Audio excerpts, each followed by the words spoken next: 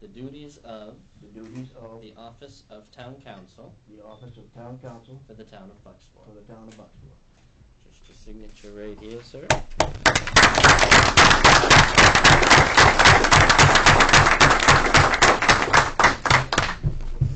I would have said hold your applause, but it's been 5 years.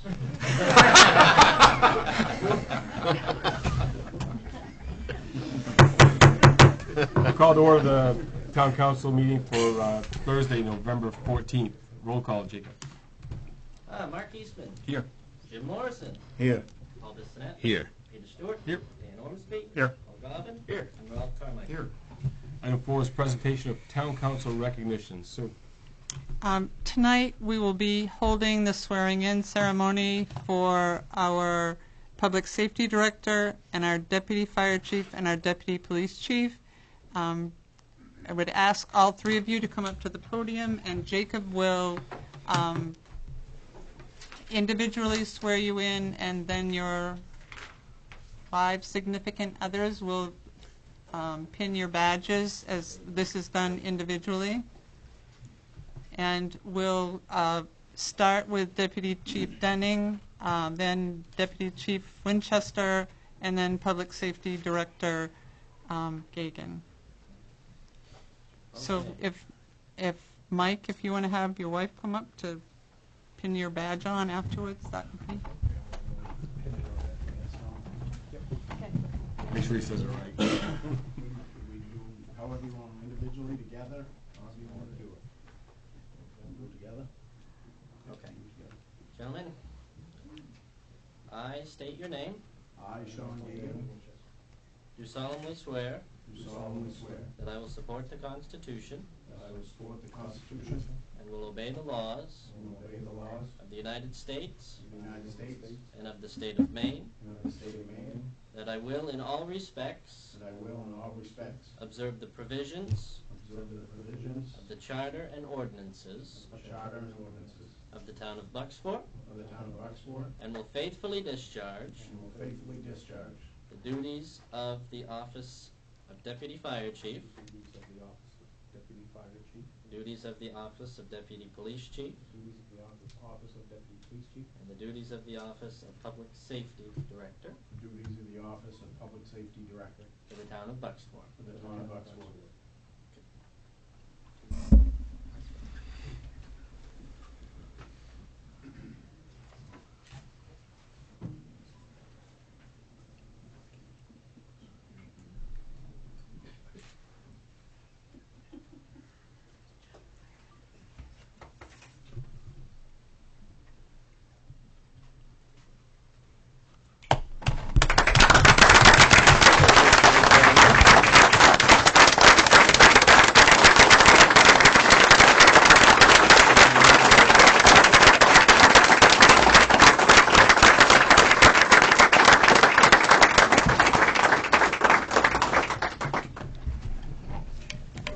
David?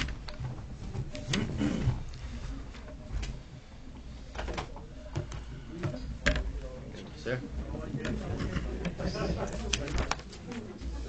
Your signature there. And thanks to all the department members for the turnout this evening.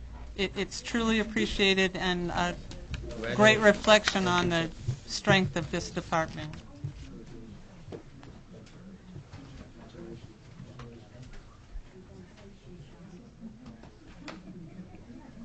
And we have Bucksport resident Christian Bailey, who's the Public Safety Director in Hampton, with us this evening as well.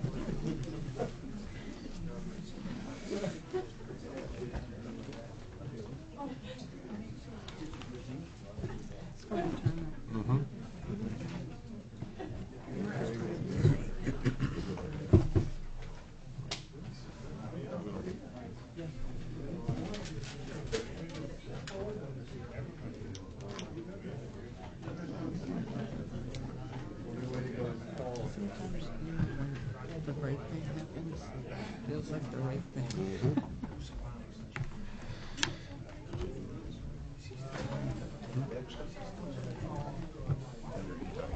I'm partial to fire chiefs anyway.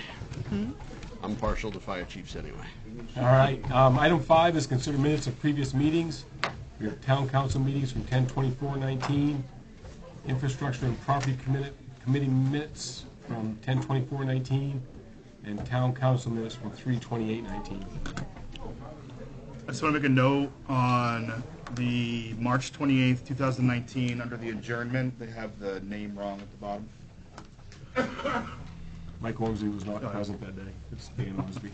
So, duly noted. Other council like to go? Motion approved.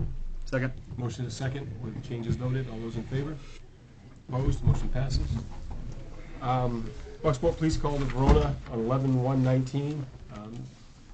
Have a copy of the report and the incident in question. Any questions on that? Item 7 is an ordinance to consider. We have the first reading of the amendment to Appendix B, Council Rules, for adding Section 44 and 45.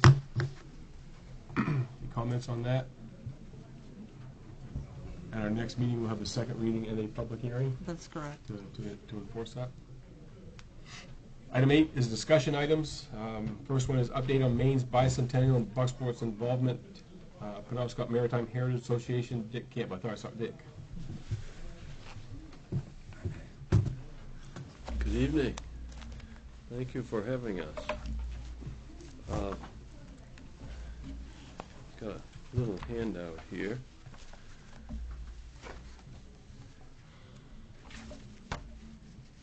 First, my name is Dick Campbell. Proudly represent you in the legislature and live in Orrington. And we've been working, I've been asked to work on what we've now come to name and our an organization, Penobscot Maritime Heritage Association, which basically started at the waterfront at the picnic table. And we've been working on it to a point where we enjoyed using the boardroom and have had to move down here because we've got so much interest. But if I might approach. Please. This is the flyer.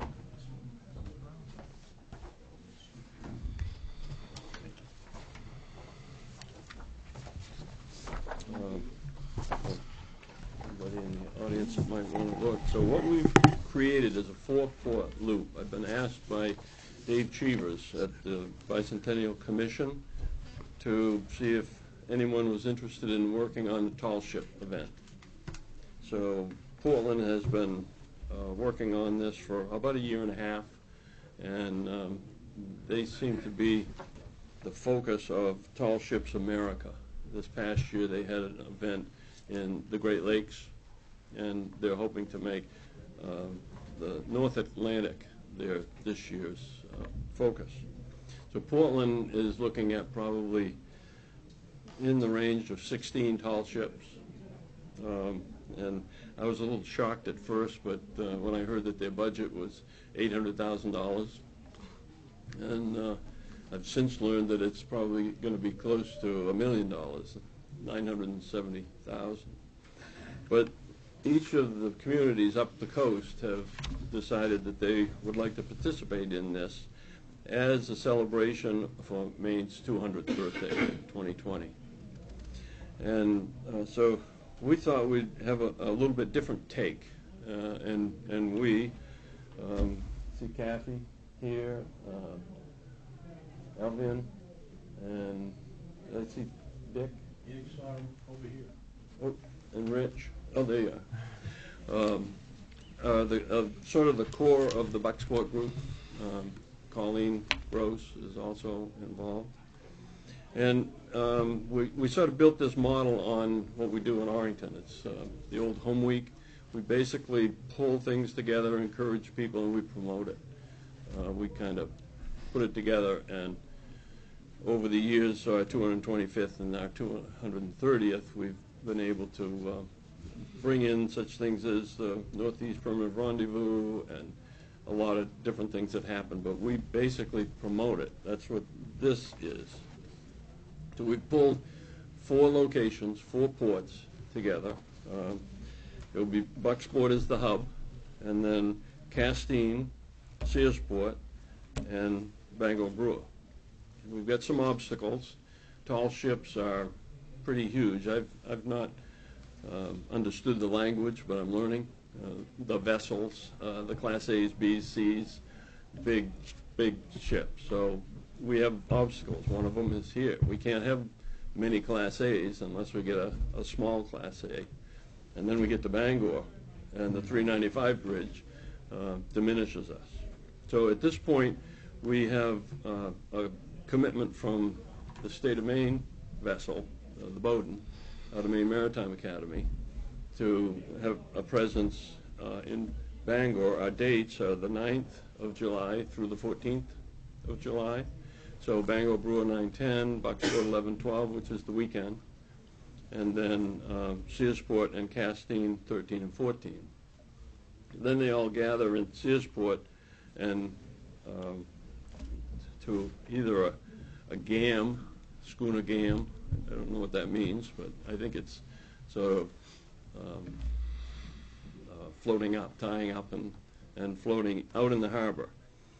Bucksport's got a great harbor because it's got a draft that you can bring the big ships in. Searsport doesn't, so that's sort of a gathering, a muster, a rendezvous, or whatever they call it, and then they'll head to Portland for the big event. We have not been public. This is our first opportunity to go public, and we're happy to do that here in Bucksport because it is such a hub. When it was first explained to me, it said, what a location and what a vista, what a backdrop with the town. You've got the fort, the bridge, and a harbor that can support a lot of vessels. So we have decided as a group to become part of Tall Ships America with small participation, not a Bucksport or a Castine participation. Castine is hoping for the Eagle. We're very happy to get the Bowdoin. And the sales shows that you have here, we'll do on the Bowdoin here and at Chimbrow and in the Bangor Harbor. And with this being our first presentation to governing board, we expect to go to each of the 4 next, and then all of the communities on both sides of the river, the lower Penobscot River Basin, and ask them if they're interested. As much as there's a dinghy or rowboat manufacturer in Hamden, they've got a little harbor, a marina, and maybe we can have them do a presentation of their rowboats and do a program for the children to learn how to row. The focus of both the Bicentennial Commission and ours is education, our heritage. We're ripe with it. We've got Castine on one end, and on the other end, the worst naval defeat in history prior to Pearl Harbor on the bottom in Brewer. So there are a lot of things that we can do, but we've also tried to make this more affordable. Not so much a tall ship event, but a white sail event, a marine event, a boating event.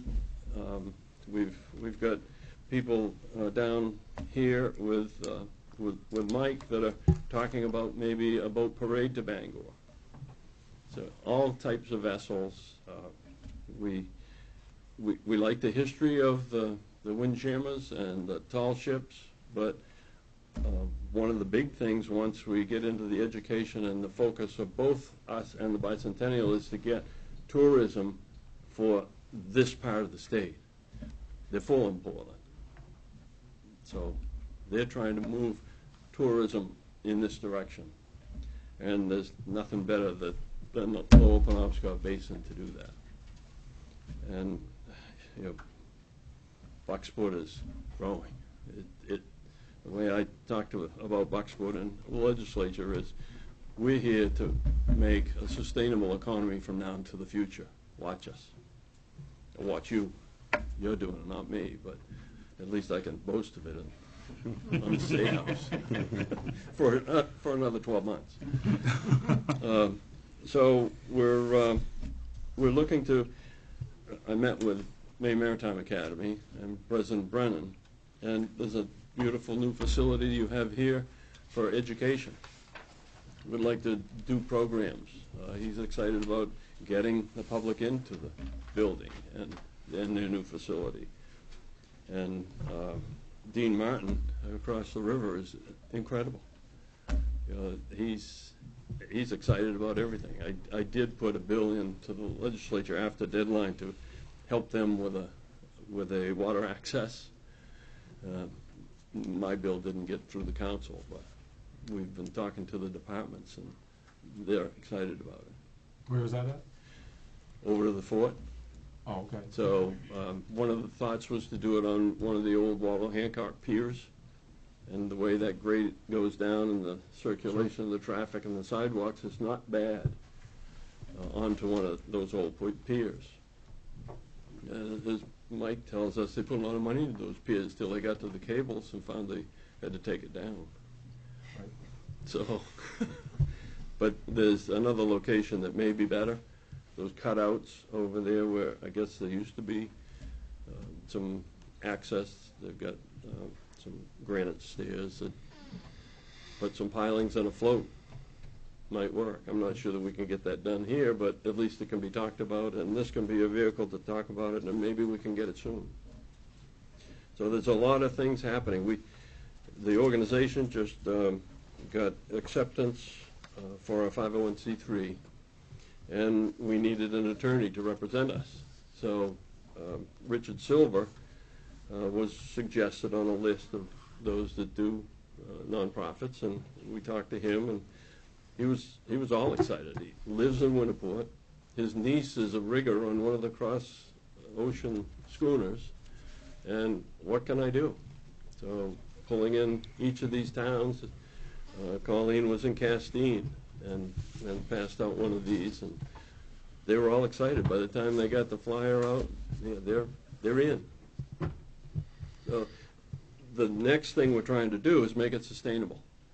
So it's good to have a tall ship in the harbor, but there are so many white sails that live here.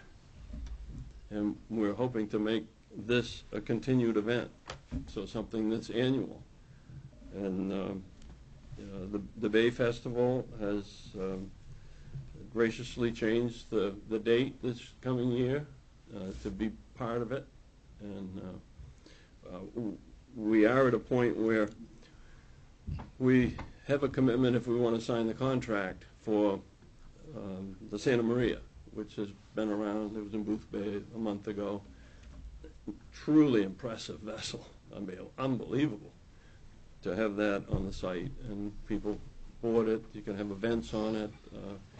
So another one that we're seriously looking at is the When and If. I don't know if you've heard about that vessel, but it was commissioned, and I think it was built in Wiscasset by George Patton. And George Patton said, well, when and if I return, I'll sail around. Well, he didn't return. But the vessel is an exciting message, and we would like to get that to Bangor. The Adjutant General is excited about doing anything he can, so there's a lot of energy around it, and we're really excited about it, and hope you become. Great. And like to answer any questions I might.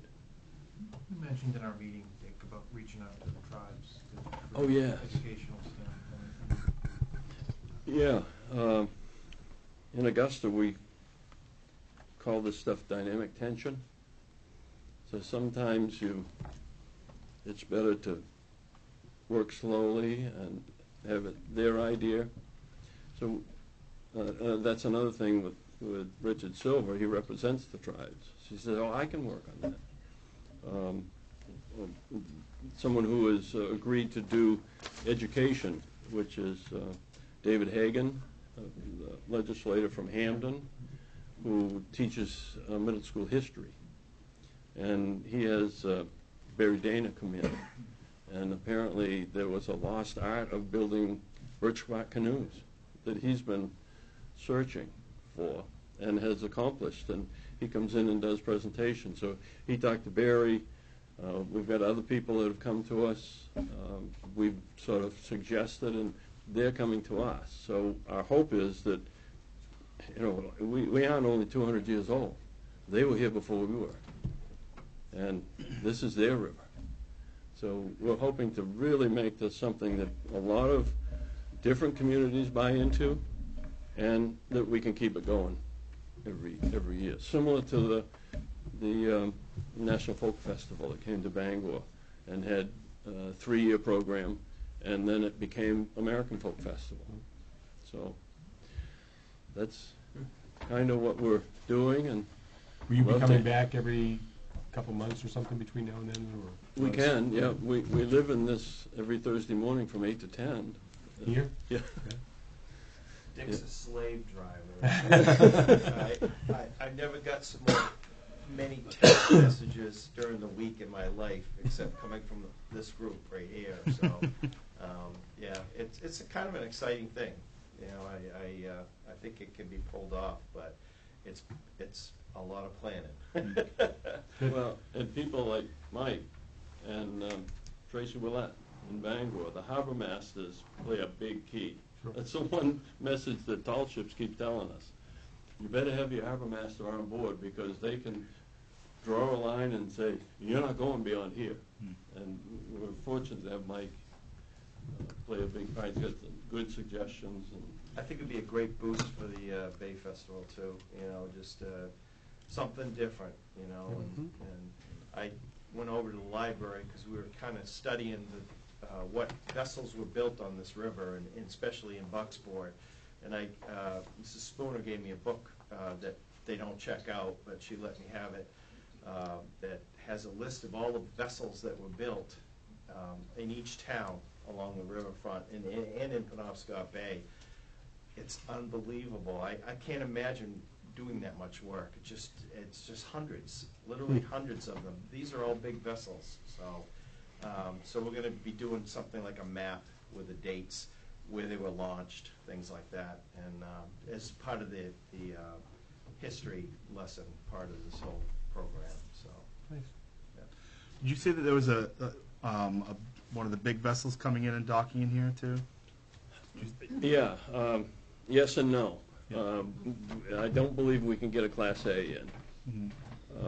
But we are talking about, did anybody get down to Booth Bay and see the Santa Maria? Incredible. If you look closer, it's a rebuild.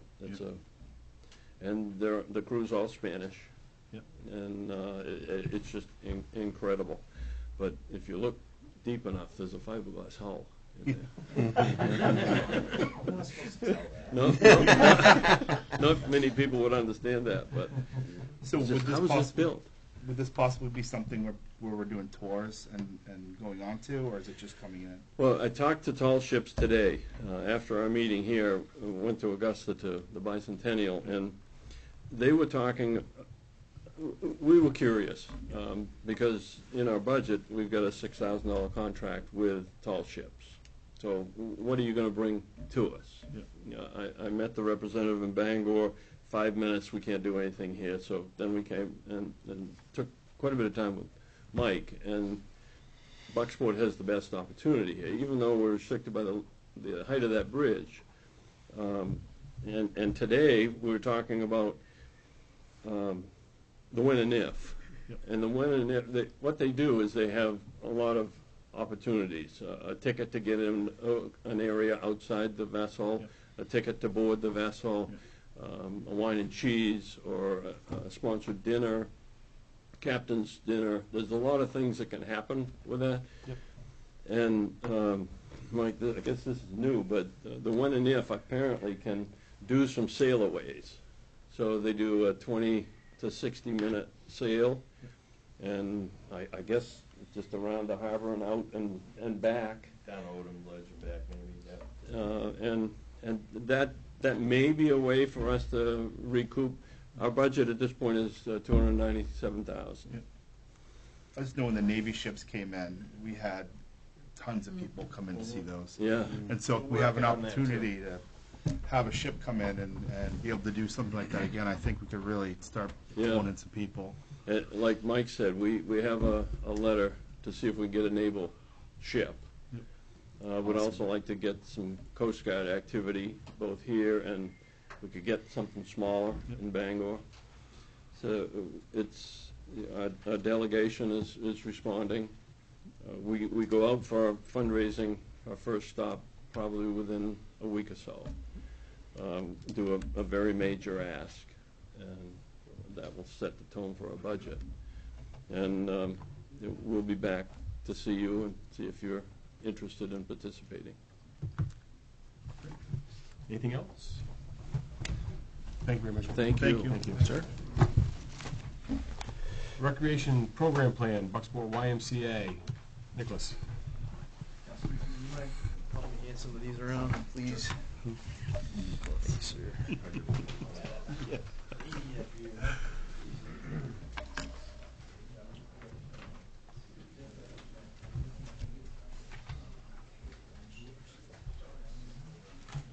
These are copies of our strategic plan I'm sending around, and also a draft of our new overview of our Recreation Advisory Board, which the caveat here is we need to pass it through council. So this is still very much a draft. It's your committee.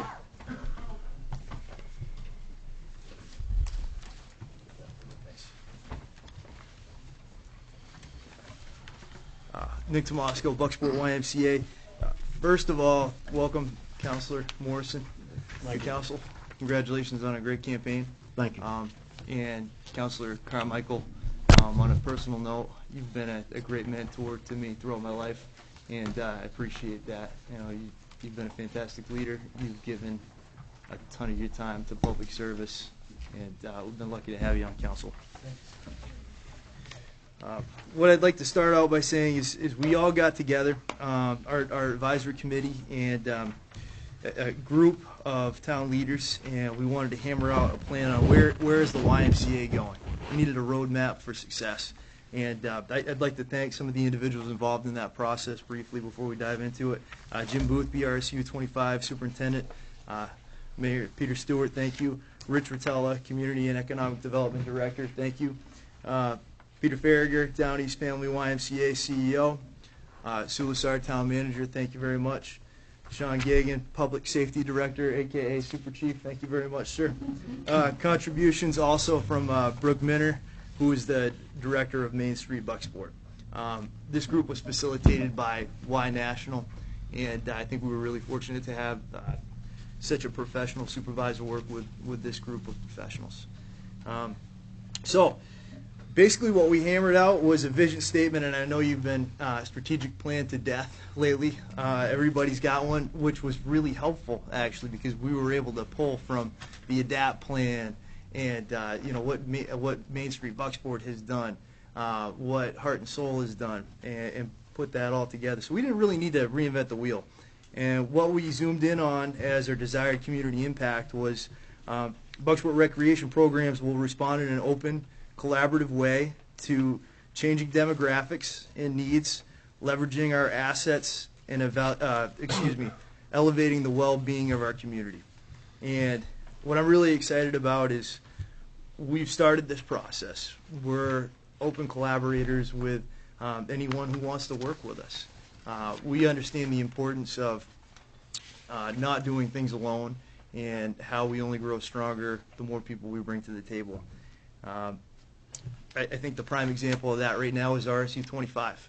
It's been a fantastic partnership, and we've done a lot for one another.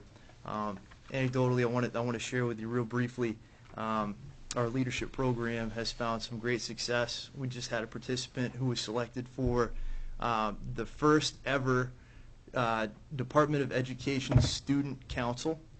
They only selected 2 members from Hancock County, and she was part of our leadership program. You know, she did this on her own initiative, but you know, we're very proud to have one of our own get a title like this and work at the state level. As far as the changing demographics, Bucksport is in a process of change moving forward, and we need to be able to adapt to that and best serve what our community looks like. And as far as leveraging the assets of our community, we have a ton. We have the ice rink, we have the Miles Lane School trails, we have so many great athletic facilities, we have the waterfront, and it's a real gem. Everybody who lives in Bucksport knows about these things, but we need to kick the doors open and let the world know what Bucksport has. And that's a big part of this plan. We want to invite folks in as a part of economic development, as a part of our pride in our community, but also just for the quality of life for our residents. We need to show folks what's out there and bring them in. So that was a big part of this plan as well. Our vision, pardon me, a couple of our big questions around that vision were how can we build a comprehensive plan to have high quality programs, services that are going to respond to this changing community. We broke those down into organizational strategy. I won't bore you by reading all those, but for example, we want to provide an evolving mix of programming to serve youth, adults, families, and seniors as they strive to be physically active and develop healthier lifestyles. And we understand that health means spirit, mind, and body. It's not all gym and swim. It's, do you have nice things around you? Do you have access to recreational assets no matter what your level of physical fitness is? So these are all things that we're going to consider moving forward, and part of the way that we're going to execute this is restructuring our advisory committee, if it's the pleasure of the council, of course, and we need to really flush out some of the bylaws that we have in this group, term limits, things of that nature, but also give some folks direction. We want to be mission driven. We want this to be a task force and really respect everybody's time commitment to it. So as we move forward, we'd like to break this down into roles. For example, we're going to have a youth development leader on this group. We're going to have folks who are really passionate about individual athletics, and that's going to be their charge in this group. And when you get these passionate individuals together, they're all going to bring their expertise to the table, and we're going to become stronger because of that. So that's a big part of our execution for this strategic plan. We feel really good about where we're going, and we believe that this is going to strengthen our ability to serve as many people in this community as we possibly can. And I again, thank you for your time, and would love to answer any questions you might have about this strategic plan. Anybody? I think you guys are doing a great job, and I think this has got to be part of the long-term vision for this town. I've done a lot of speaking on the shortage of young adults that are even qualified to join the military now, between 17 and 24 years old. Only 24 to 25% qualified because of fitness, criminal background, and education. And I see a why in a community to help the health and fitness and education, and maybe reduce some potential criminal problems down the road that can enhance every person in this community. So this is a great start, and I wish you guys all the best. Thank you, Councilor. Great job. Appreciate it. I agree. You've done a fantastic job. I mean, it's always something new and innovative coming from Nicholas when he's standing up in front of us, and I definitely appreciate it, and I know the kids of the town appreciate it, and the adults. And Thank you, Councilor. And this represents the work of all those fine folks Yep. that got together, but I appreciate you saying so. One of the goals in this process was to have, as Nick said, somewhat of a roadmap. So as the Y comes annually for its budget request to maintain programs, that there's now a document that reflects work sort of across community leadership at least, to look at, and something to evaluate the request by, and whether it's consistent with what is seen as the future of recreation, and sort of sticking to that plan can help us get there in a more methodical way, less all over the map and a little more cohesive in terms of approach. But I also like to offer that our facilitator was incredible. She did just a fantastic job at every. I see the other people who attended shaking their heads. Was able to bring people together and ideas together in a way that these hour to hour and a half meetings were very well spent.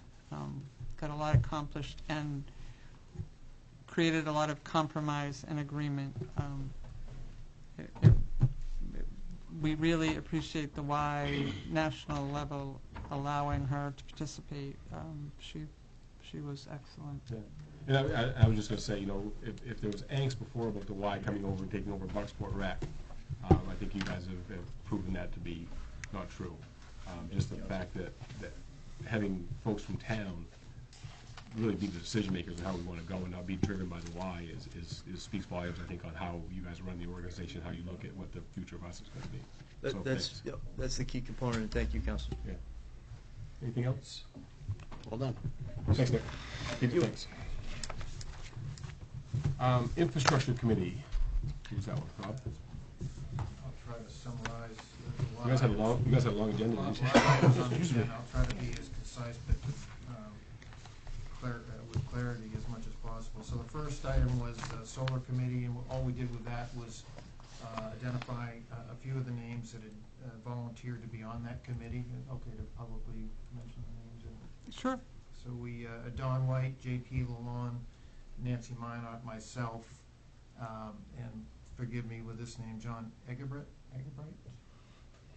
No, anyway, he's one of the ones, and two counselors to be named later. And so more to come on the formation and the structure or the development of that committee.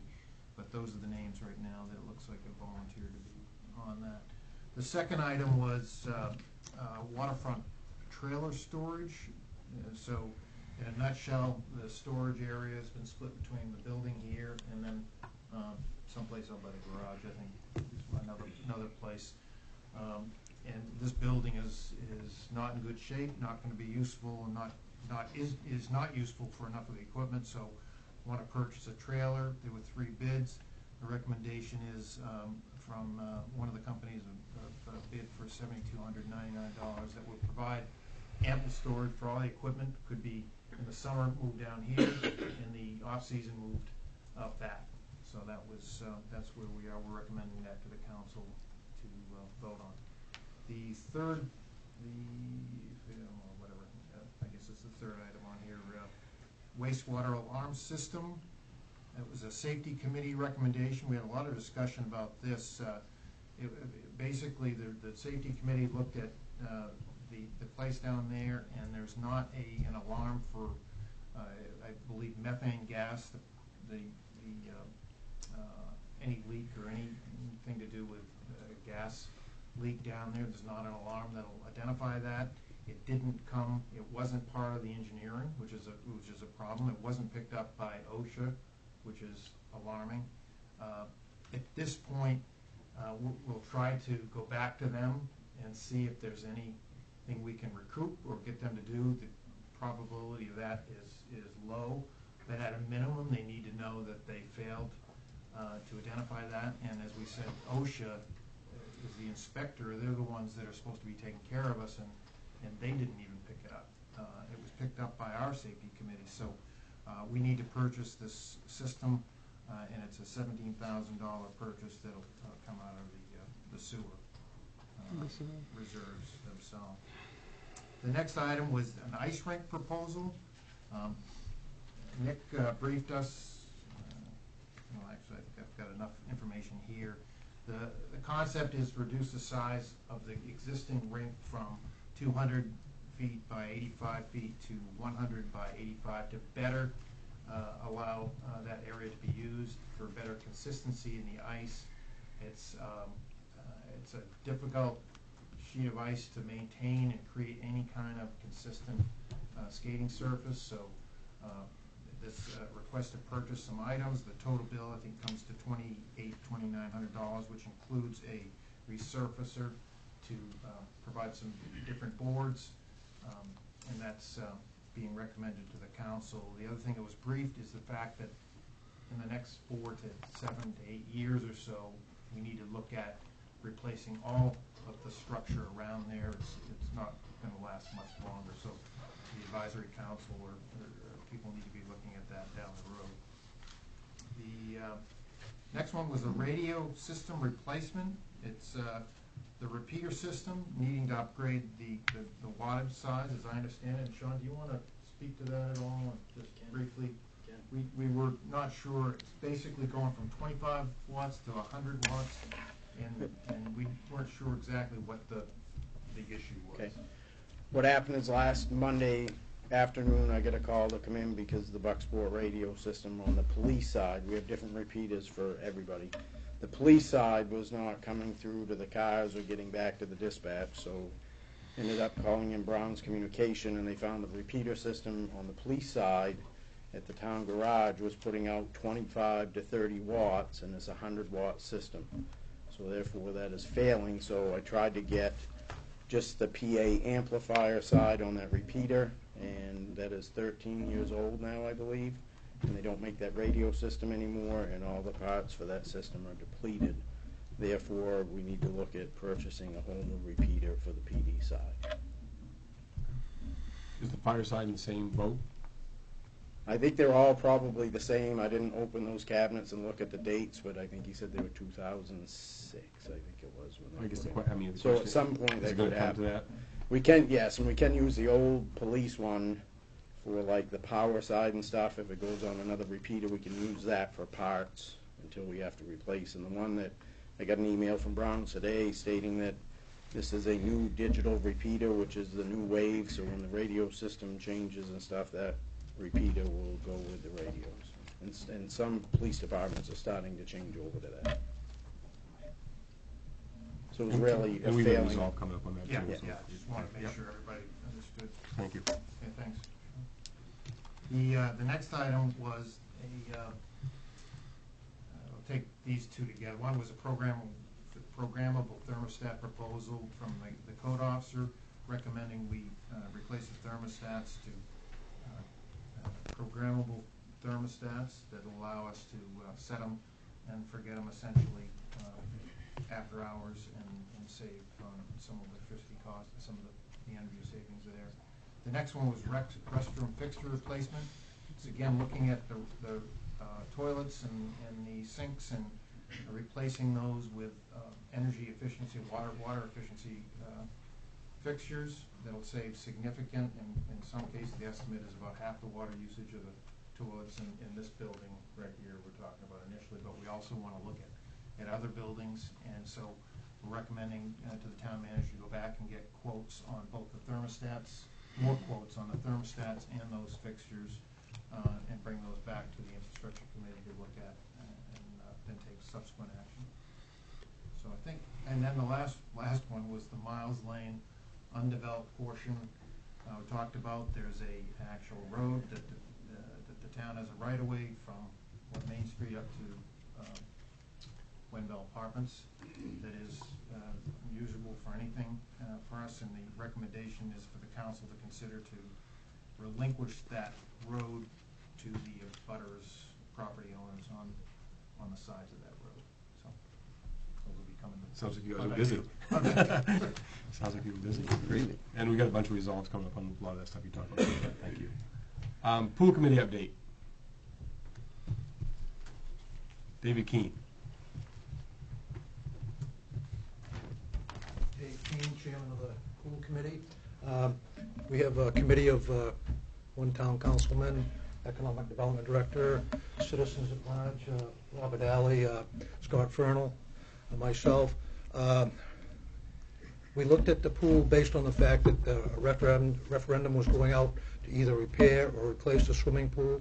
Also, we got Nick got involved, so, and we wanted to try to find out what the most cost-effective way of trying to get the pool ready for service next spring.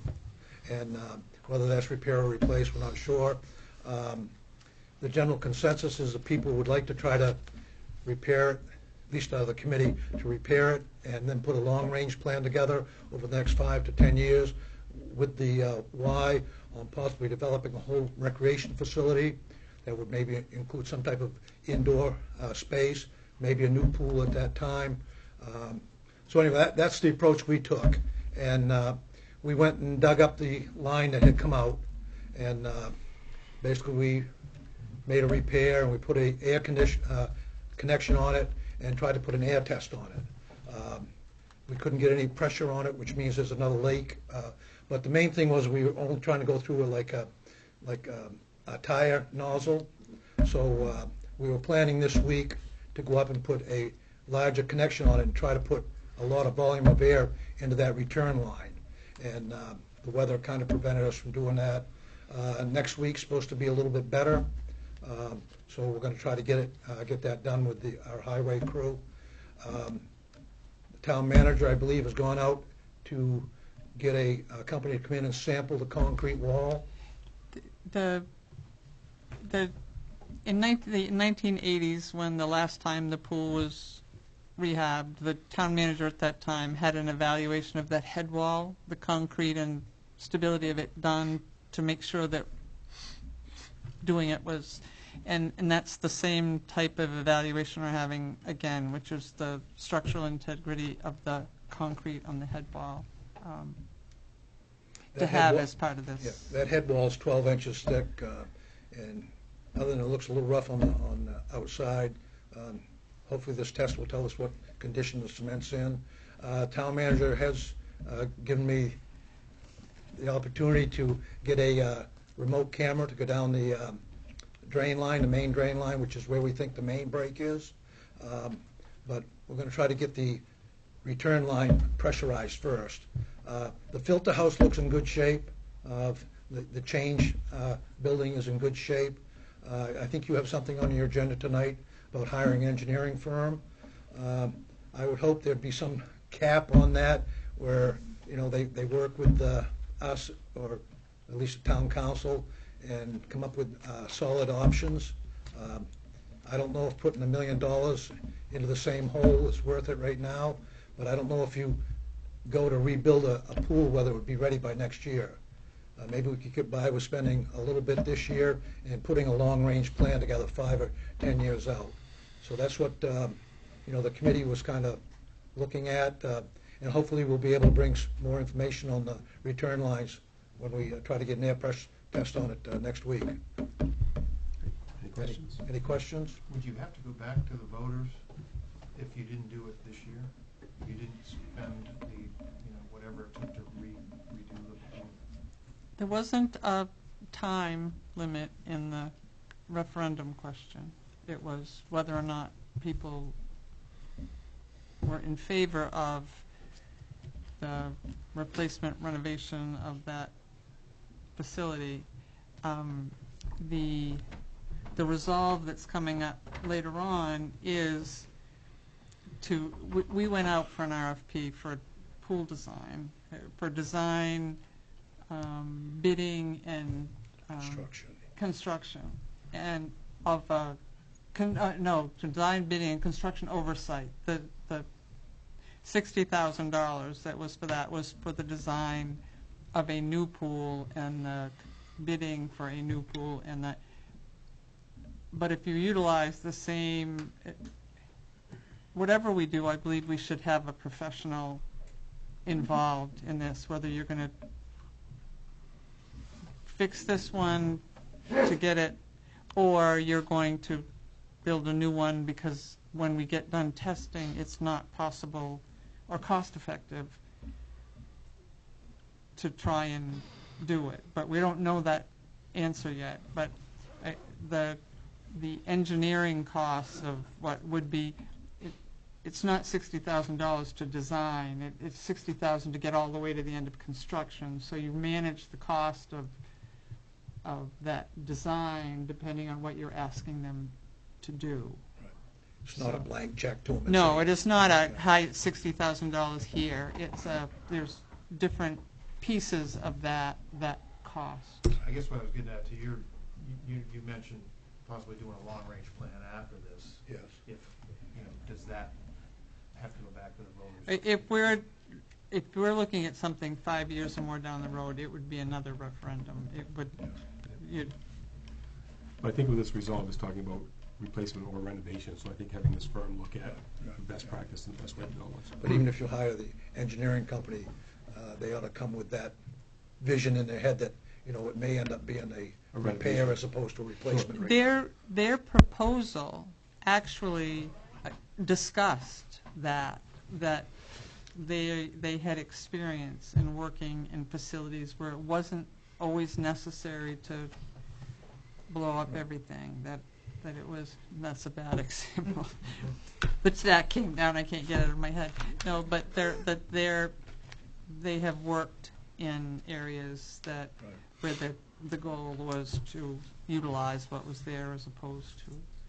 But the change house and the filter house, they're in good shape. Yeah. And, that pool is, hot top is 3 inches thick. I think we kind of feel it's mainly just a piping issue now. Can you get by with just replacing the pipes, so to speak? But anyway, hopefully if it's passed, the committee can work with the engineers and bring back different options to the council. Sure. Any questions? I'll let you know how the test goes next week. Thank you. David, did you get an estimate from Wardwell? Just a verbal thing, that's all, on replacing the main drain line, which is where we think the major leak is.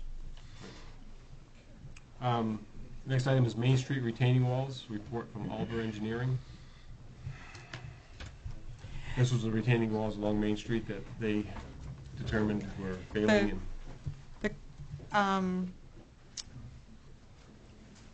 Our economic development director had talked to the council some time ago about the deteriorating condition of the retaining walls on Main Street.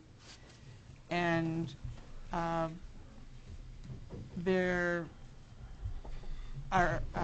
public works director and economic development director, myself, had met after that with people from DOT who told us about a grant program that can be used to do things such as replace these retaining walls, and that there's, I think the current amount annually that's allocated to these grants is $500,000, and that, but in order to apply for the grants, there needed to be an engineering review of what you had in order to do a grant submission. And so Oliver did that and came back with some pricing for different areas of the retaining walls. But the main reason that it's on this for discussion is that the grant program application is in January, or it's early in this year, and if there's no objections from the council, it's an expensive process to replace everything that needs to be replaced in those retaining walls. And if we got into the grant loop for the next few years, perhaps we could eat this elephant a few bites at a time with grant funding as opposed to using town funding. And that's, so if it's sort of a discussion if there's any concern about us starting down this road or applying for grants to try and replace those. Rich has done a huge amount of legwork on this, and he and Jay walked the whole the whole town with these walls with engineers, and others. So where it certainly, there's some that are structural, there's some that are less structural and more just aesthetic, but the structural integrity ones are the ones that are the worst. Anything from the council? Free money's always the best money. No, it's not free money, though, it's matching money. Yeah, Right? it's matching. But still half of it's. But I'm just saying, it's not free, just remember that it is matching. Now, I guess my other question on that is, they recommend putting the same blocks in. Wasn't that an issue?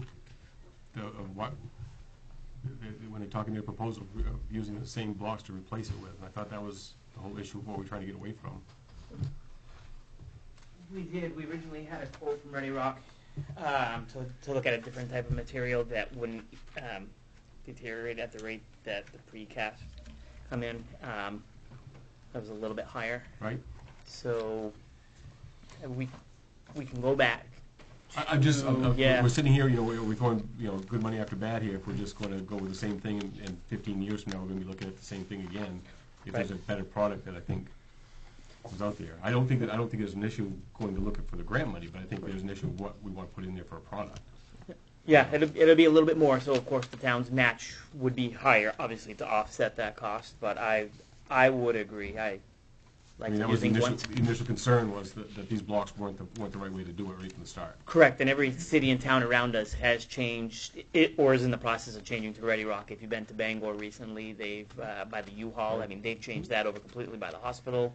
The new Bangor Savings Bank, Ellsworth has it, Orrington has it, Waterville has it, Augusta. Everyone's switching to this new material because of the way that it's treated.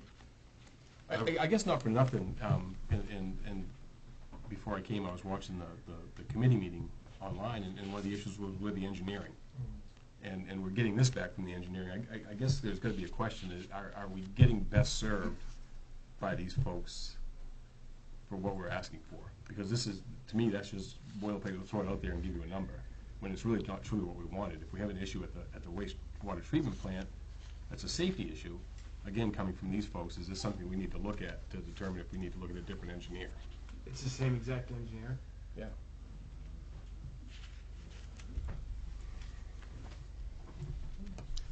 Council's thoughts on the going up for the grant and looking into the process? I think, and I'd look at the Ready Rock. Yes. Okay with that? Bangor looks great. Yeah. I'll call them tomorrow. Thank you. Mr. Mayor, I think in that committee meeting, Ready Rock told us the life expectancy was a double. I think it was double the material you're talking about. I don't know the exact number. Well, I remember hearing that when we were talking about before. That was the way to go. Was that and not this stuff we have now? The life expectancy was a lot. Thank you. Next item is update on planning board action, amendment to Woodland Heights subdivision. At the last planning board meeting, the planning board approved an amendment to the Woodland Heights subdivision that would allow the council to deed the property where the Veo's driveway. But that's the one on that would allow the council to deed the location where the town gave approval for them to put that driveway and all of that a number of years ago. And it also includes the division of that last small piece of that paper street. The one that's up there also. The one that's just beyond that on both sides to the abutters, so that ends the discussion of that being a connecting through street in the process. I'm just updating you. There are deeds that need to be prepared, and there's paperwork that needs to be done, and the cost of the survey, etc., is borne by the Veos. So we're basically signing off on it. We'd basically just be signing off. Yes, but that will be coming to you, but I'm just letting you know that the planning board did approve that, which, if you remember when we started this discussion before, our former code officer said that it couldn't be done unless there was a subdivision amendment, and that's now done. Any questions? And that will not leave any of the lots? It seems like I saw an extra lot between the two streets that now, if it only owned into half, and the one above it owned into half, it wouldn't have access to a public way. They can get access from the top. They can for that other lot above there? I think Thank you. CMP gave them a right of way to get through that way. Well, that's how the lady that was in here. Yeah. So she got hers. Okay. Alrighty. Item 9 is agenda items. The first one is to approve Resolve 2020-23, to approve the purchase of a trailer for storage of a waterfront maintenance equipment. Motion. Second. I have a motion and a second. Anything from the public? From the council? All those in favor? Opposed? Motion passes. Item B is to approve Resolve 2020-24, to approve the purchase of a wastewater alarm system. Motion to approve. We have a motion and a second. Anything from the public?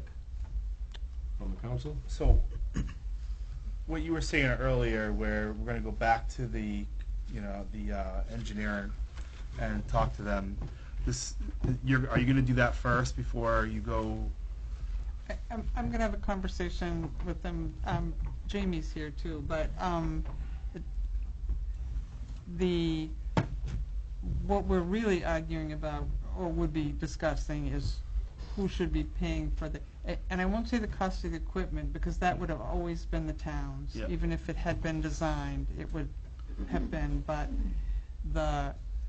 whatever engineering or other costs associated shouldn't be borne by the town, is the argument. So yes, that will be a discussion, but this resolve allows for the work to happen on a fairly immediate basis. I mean, certainly I can. Jamie, could you come up and give me a quick explanation of what this serves and why it's needed, or why it was requested? Well, two of the new buildings at the facility are equipped with a fully air handling air exchange system. In that, with those, there's hydrogen sulfide and methane detection, which is a big concern for us working 60 feet down on the ground, a lot of times by ourselves in one of those buildings. And so there's the detection system's already in place. So there's gas detection heads, which we have calibrated once a year and serviced. The problem being, there's no strobe or annunciator to tell us those are going off. If one of those goes off right now, you might notice it going like the blinking red light or something. So there's no annunciator with it. There's no light to let us know before we go into that building that the system is alarming.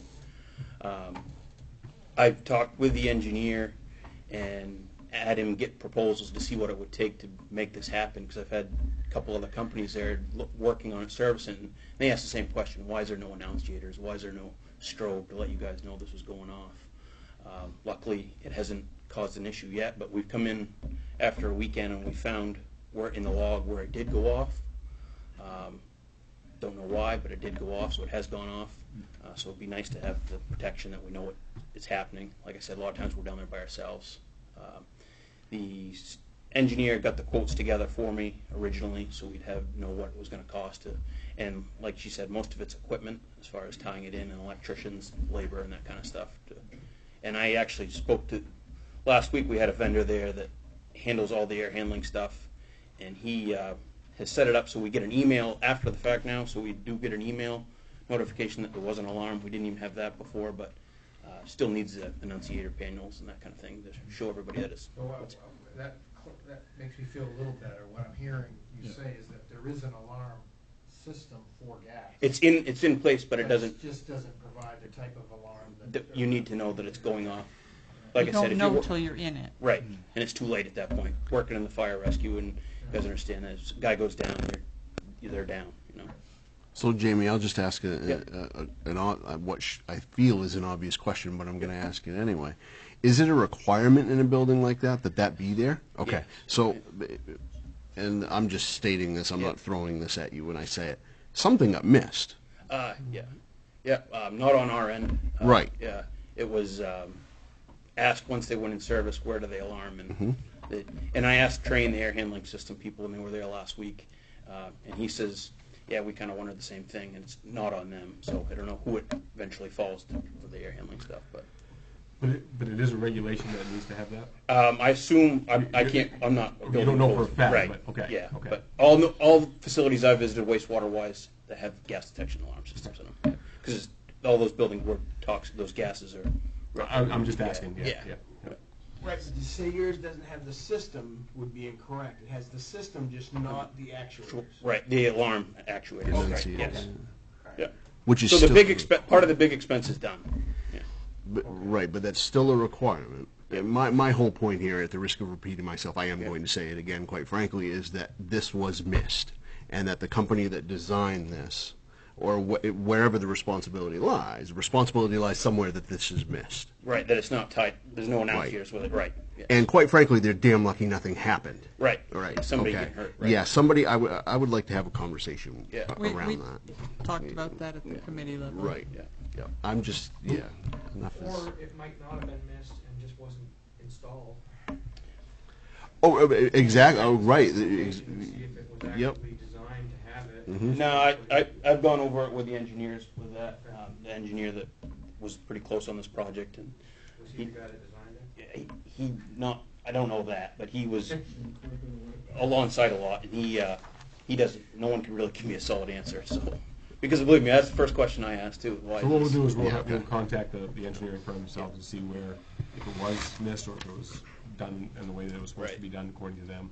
And there's 3 parts to the quote. Sue has the 3 parts of the quote. There's one that was for the hardware, and there's one for the programming side. I guess that was my other question. Why are you only getting one quote when there's a bunch of companies that do this? Because these are the ones that installed the system originally, so. But it's not proprietary, is it?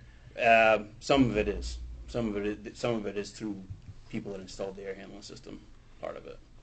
And the programming is the guy that does all the other programming for our system, so he kind of does kind of get to use him.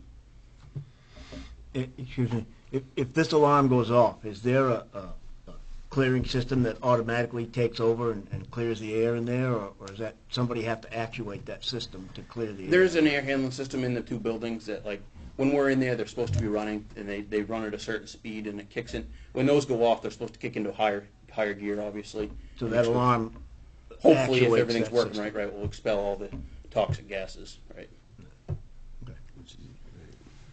Anything else? So we have a motion and a second. All those in favor? Opposed? Motion passes. Thank you. Item C is to approve resolve 2020-25 to approve the use of dispatch reserve funds for repair of the police radio system. Motion approved. Second. Motion, second. Anything further from the public? From the council? All those in favor? Opposed? Motion passes. Item D is to approve resolve 2020-26 to approve use of recreation reserve funds for alterations to the ice rink. Second. Motion is second. Anything from the public on that? From the council? One question I had, they said that, did they give you a usage? I thought I heard when I was watching the He usage. didn't really, it was anecdotal, it didn't sound like last year there was much usage. Paul? is I'm not up there. I'm certainly not up there every night, but the most people I've ever seen up there might be 10. And Nick's point was, is if we make it smaller, if we're able to create a better consistent sheet, Yep. then that may help. So let's, if we do this sheet thing, and then when it does totally deteriorate in the 3 to 5, 6 years, we can look at it then to see what the use is and decide if we want to go from there. Yep. Is that sort of what we're thinking? Okay. Yep. So we got a motion and a second from the public. Anything else from the council? Just one question, was it mentioned whether or not they're going to remove the 200-foot part and just have a 100-foot? No, it's gonna stay as it is. It's gonna stay as it Built is. inside it. Anything else? All those in favor? Opposed? Motion passes. Item E, to approve resolve 2020-27 to hire BH&A for design, bidding, and construction oversight for the Tim Emery Municipal Pool. Motion approved. Motion approved in a second. Anything from the public? From the council? The way I understand this is they're going to work to look at, or working with us to let us know there's, and what was the cap on this, was 60? 60,000. 60,000. And is that coming out of the money that was allocated by the voters? We have 30,000 in the pool reserve, that, and you have more in rec equipment, I would be reluctant to access a bond, or to, Once you to take the take it, loan. well, actually, it's not a bond, it's out of It was out of our fund reserves balance. anyway, right? Okay. Because the 60,000 is all the way from soup to nuts, and the biggest part of right now, I think, is going to be the The soup. design, the soup, because the, you know, bidding and construction administration is going to be completely different would be completely different from a renovation than it would be for a brand new pool, so. But we will be able to have a paper trail of Yes, that money that was allocated absolutely. from the vote, correct? That's correct, so that we make sure that we never, you know, the point of that being that this entire project, no matter what we do when we do it, can't exceed the $1 million cap. That, and everything counts towards that expenditure. Anything else from the council? All those in favor? Opposed? Motion passes. F, to approve resolve 2020-28 to vote for Tony P. Smith of Mount Desert as a board member for the Municipal Review Committee. Motion approved. Second. Motion and a second. This is an annual vote that we have somebody come in. Well, each year. it's there's an annual vote on the election to that board of directors, And and he's our local guy anyway, too. he's from Mount Yeah. Desert. All those in favor? Opposed? Motion passes. We have to sign anything on that? We don't have to sign anything on that, do we? G is to approve resolve 2020-29 to sell the 2004 fire department pickup truck to the highest bidder of the advertised bid process. Motion approved. We have a motion and a second. That you all received at the dais tonight, those bids opened after the agenda was out. That 3 bids, Christopher Jerome, $5,300, Scott Bridges, $2,900, and Wesley Whitmore, $36,2626. So if you approve it, it would be to Christopher Jerome for $5,300. Motion to approve. We already had a motion. Oh, I'm sorry. Right. All those in favor? Opposed? Truck sold. Item 10 is resignations. Appointments, assignments, and elections. Report of election results from 11/5/19. Any questions? What was it again?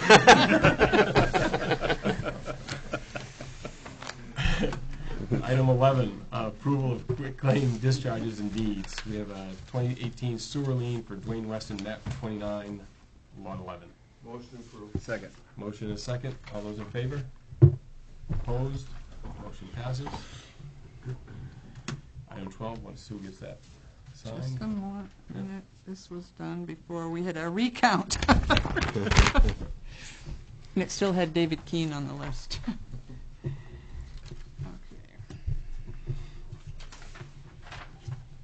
A reminder that the Parade of Lights will be on December 14th, starting at 5 p.m. at the former mill parking lot. We are hoping for good weather and lots of participants.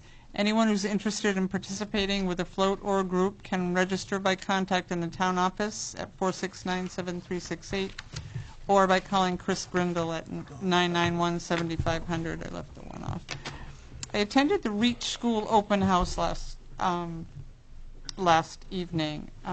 It's my first visit to the school, and there was great attendance, and the students did a really excellent job of explaining how their school programs work. And I came away believing that we are very fortunate to have this resource in our community as an educational alternative. I would encourage anyone who hasn't paid it a visit to pay a visit. So we have a cemetery issue.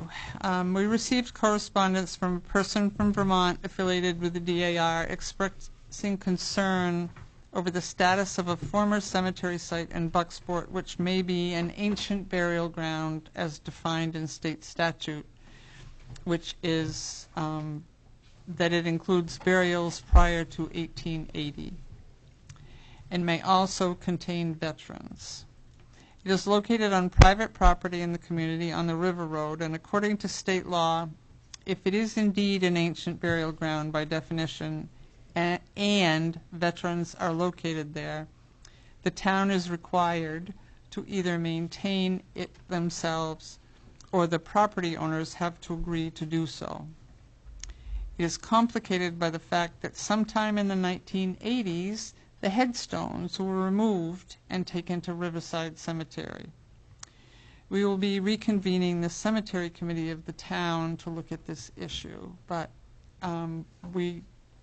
if anyone is interested in being on the cemetery committee, I encourage you to please apply, because a couple people have indicated that they do not wish to continue to be on the cemetery committee.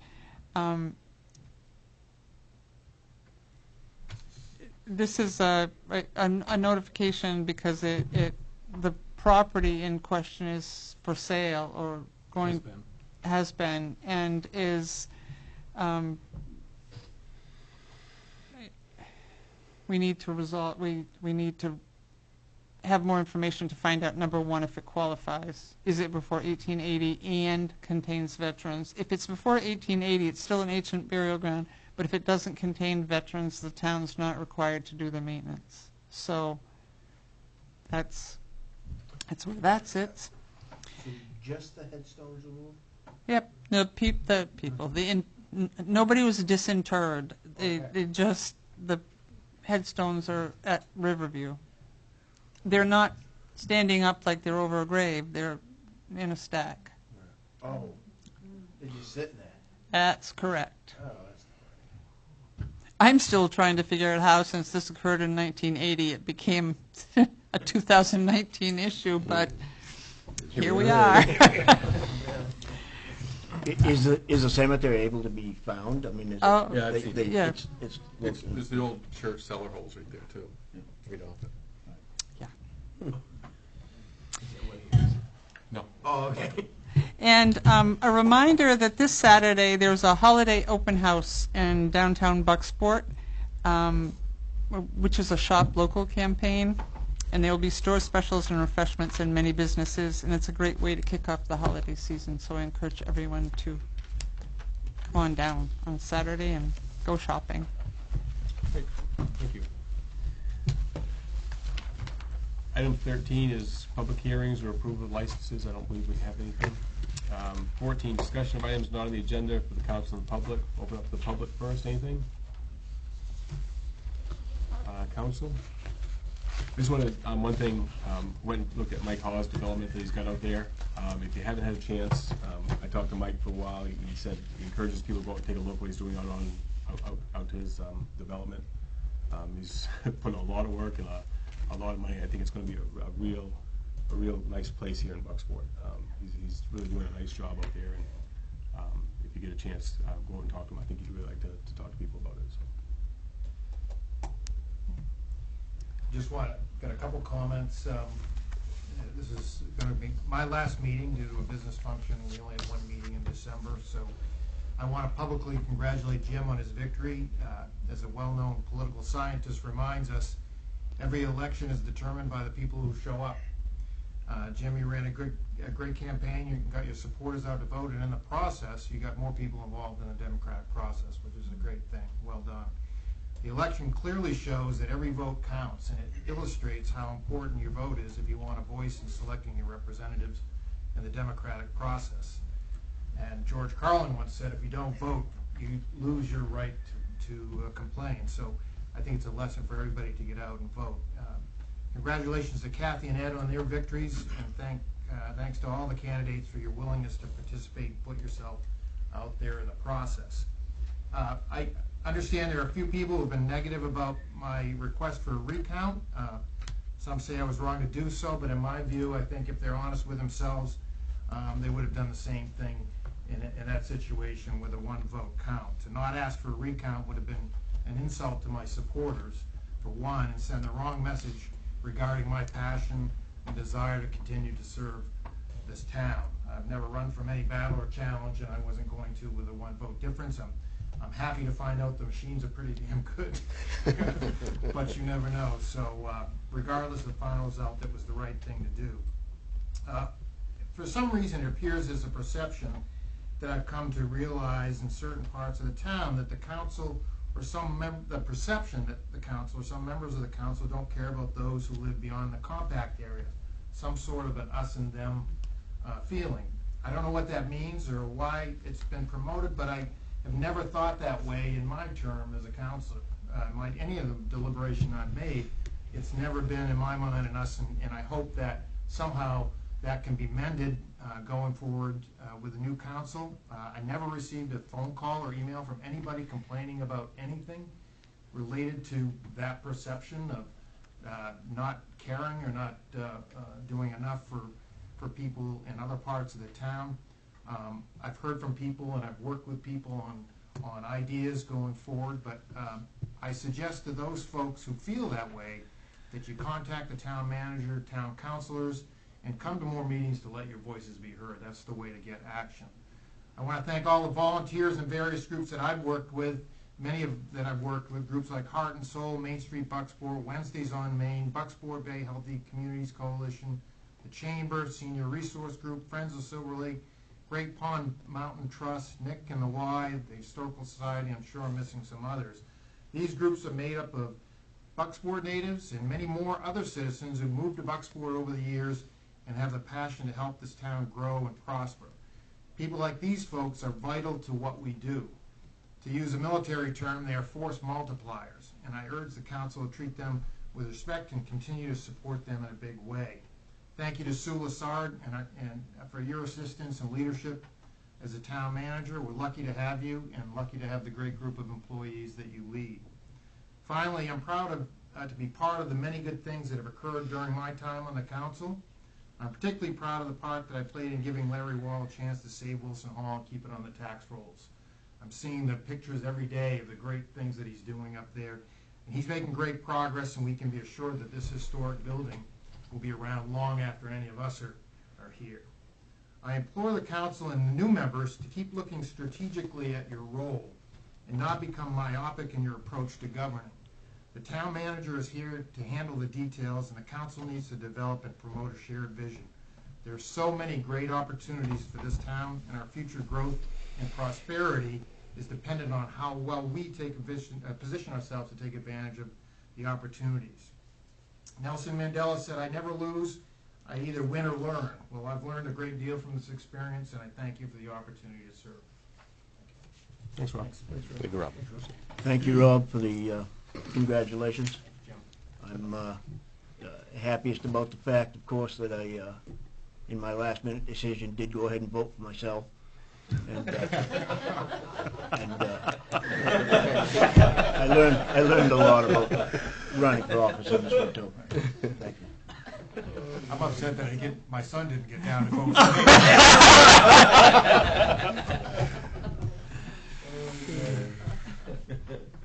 All right.